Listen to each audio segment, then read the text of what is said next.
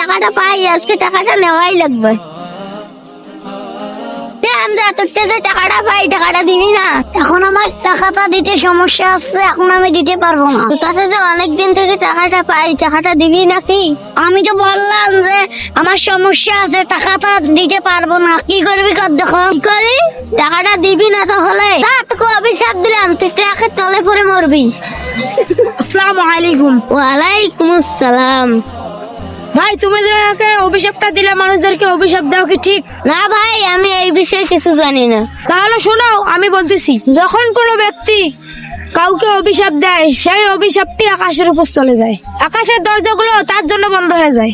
অতঃপর তার জমিনের দিকে চলে আসে, তখন জমিনের দরজাগুলো তার থেকে বন্ধ করে দেওয়া হয়। অতঃপর তার ডানে বামে ঘুরতে থাকে। তখন কোনো উপায় না পেয়ে তখন যাকে অভিসম্পাত করা হয়েছে, সে যদি তার যোগ্য হয় তাহলে তার প্রতি পতিত হয়, অন্যথায় অভিশাপকারীর উপর ধাবিত হয়। ভাই, এখন থেকে কাউকে অভিশাপ দেওয়া যাবে না। ওকে অভিশাপ দিলেই সেটা নিজের দিকেই ধাপিত হয়। আচ্ছা ভাই, আজকের মানে আসি। আল্লাহ হাফেজ। আচ্ছা ঠিক আছে, আল্লাহ হাফেজ।